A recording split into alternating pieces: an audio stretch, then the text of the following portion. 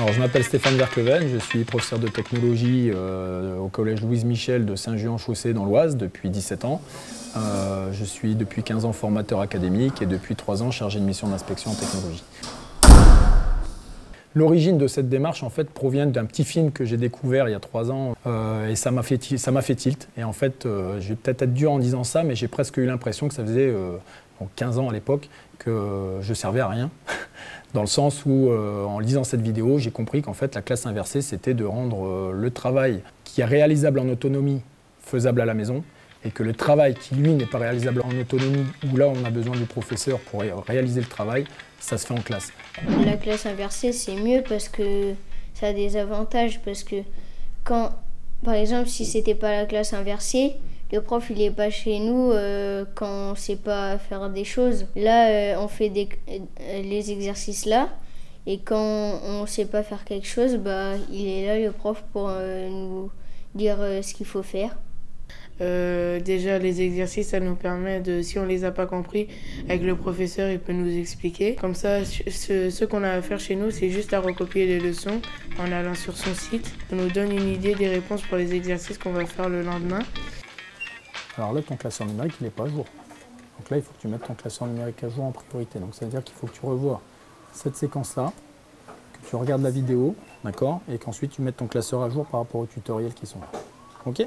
Allez, c'est parti. Donc là, l'idée, c'est vraiment de travailler sur 2 types d'activités différentes. On a des élèves qui sont en activité plus théorique, où là, les élèves sont en autonomie, justement avec les outils que j'ai mis en place sur la classe inversée, donc les vidéos, les quiz, etc.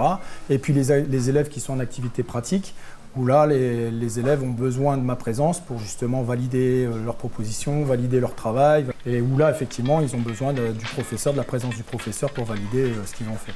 Avant, on faisait les cours en classe, maintenant on les fait à la maison. Les exercices, c'est plus facile de les faire en classe parce que le professeur peut nous aider à tout moment si on n'y arrive pas. On a l'aide du professeur, donc c'est bien parce qu'à la maison, avec papa et maman, on n'y arrive pas trop à chaque fois.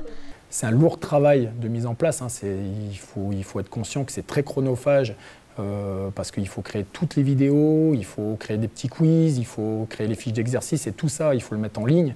Donc c'est un travail énorme en amont, mais on y gagne pleinement en cours, en activité, lorsque les élèves, voilà, aujourd'hui, les élèves étaient autonomes.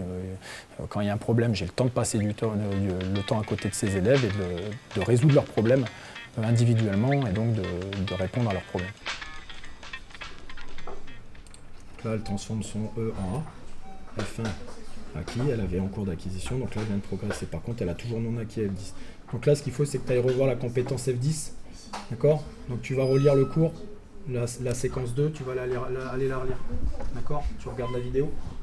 L'idée de la classe inversée, moi, de mon point de vue d'enseignant, le gros avantage que j'y trouve, c'est vraiment une gestion de l'hétérogénéité qui est grandement facilitée et qui permet à chaque élève d'avancer à son rythme et de trouver au final son compte dans toutes les séances, ce qui permet aussi d'avoir une gestion de classe qui est beaucoup plus facilitée. C'est mieux de travailler, faire nos devoirs à l'école, on comprend mieux. On est aidé par le professeur. Avec l'arrivée des tablettes cette année en 6e, ça va nous offrir encore une possibilité supplémentaire, c'est que chaque élève pourra amener sa propre tablette qui permettra d'offrir des outils supplémentaires, par exemple pour prendre des photos. Là, par exemple, sur cette séance, il y avait des élèves qui devaient prendre des photos de certaines parties d'objets techniques, par exemple sur le VTT. Pour mettre en évidence les fonctions techniques du VTT, eh bien, ils pourront utiliser leur propre tablette pour prendre des photos plutôt que d'utiliser les appareils photos du professeur. Comme ça, si on n'a pas compris un exercice, le professeur, il peut nous expliquer et par exemple, il peut nous aider. Alors qu'à la maison, on n'a pas forcément une aide, à part les parents, mais ils ne sont pas toujours d'une très grande aide. Mais je trouve ça mieux parce que le professeur, il est vraiment là et puis c'est bien. L'un des gros changements que j'ai trouvé par rapport au comportement des élèves, c'est surtout l'implication dans les activités en classe.